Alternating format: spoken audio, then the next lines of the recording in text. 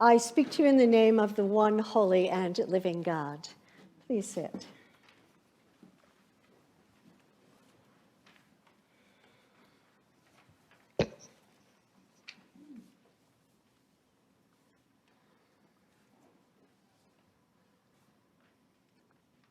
Greetings, holy ones.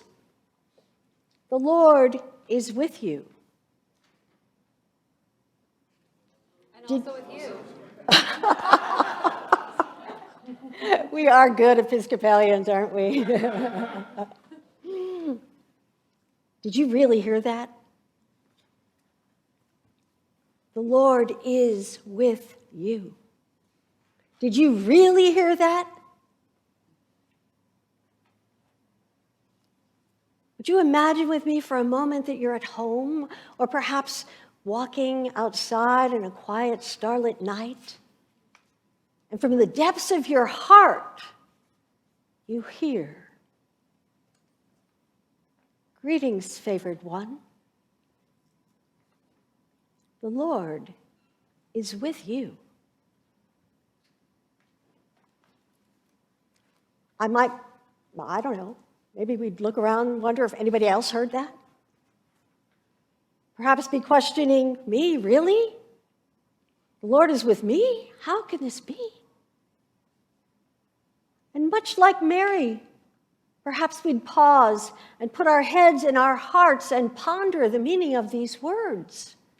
Me, lowly me, singled out, selected, preferred, blessed? Perhaps you're thinking, yeah, no, I don't think so. My life has not been going very well of late. My loved one has died. My medical situation is not good. Finances are troubling. And then, of course, there's the news everywhere and all the time, storms and shootings and suffering. It seems that things are just piling up and getting worse and worse. How can I be favored? How can I be blessed? But when we pause and we put our heads in our hearts, the angel's words like butterfly wings flutter and rise again. Oh, do not be afraid. Do not be afraid, for nothing is impossible with God. Now, I believe the most important word in Luke's auspicious sentence is with. With God. I have to confess that from time to time when I hear that sentence or read that sentence, I hear it as nothing will be impossible for God rather than with God. And by replacing with for, I very efficiently cut myself out of the equation. I slyly shirk my responsibility. You know, of course, everything is possible for God. I mean, after all, God is God, and I'm only human. I play no part in it. I have no responsibility for it, whatever it happens to be. But that is not what the writer of Luke's gospel wrote. The Lord is with you. You have found favor with God. Nothing is impossible with God. The unadorned preposition with makes all the difference in the world because it locates us in relationship with God. And this is a relationship that makes all things possible. When we are in relationship with God, regardless of our physical, emotional, social, financial, political situation, we are favored and we are blessed. We are blessed because nothing is impossible for us with God.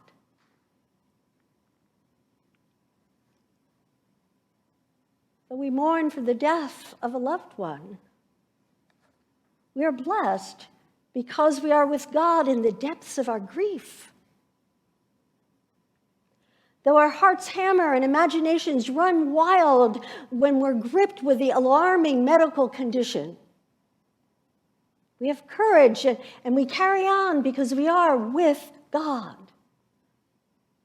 Though our finances are bleak and economic prospects upsetting, we're resolved to press on because we are with God.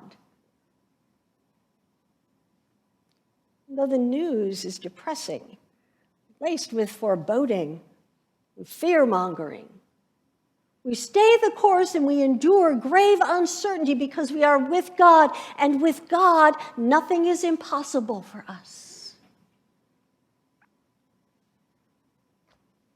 So the real question before us this evening is, will we join Mary in her faith-filled response?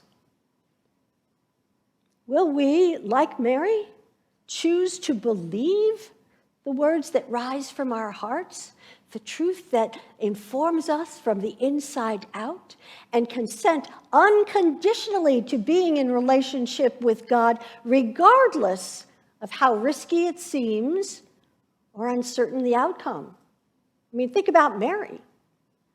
How can it get more risky than being, I'm just thinking, an unwed, pregnant teenager in Judea 2,000 years ago when the convention, socially, religiously, politically, was to stone a person in that state? Just saying.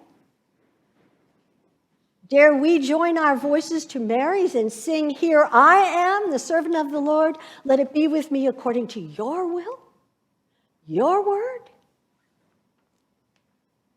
Well, I don't know about you, but when I hear Mary's audacious consent, it makes my bones quiver. It makes my bones quiver because it means that were I to add my voice to hers, I would consent to whatever comes my way, to the things I judge as good, as well as to the things I judge as not so good. My soul, dear ones, magnifies the Lord when I consent to my God relationship, to have and to hold from this day forward, for better, for worse, for richer, for poor, in sickness and in health. You probably recognize some of those words, some of you.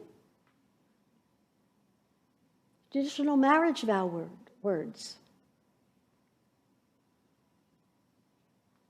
Dear people of God, let me suggest we could not do better than join our voices wholeheartedly to Mary and consent to our with God life, vowing for better, for worse, for richer, for poorer, in sickness and in health. O God, my strength, my comfort, and my Redeemer, let it be with me according to your word. Amen.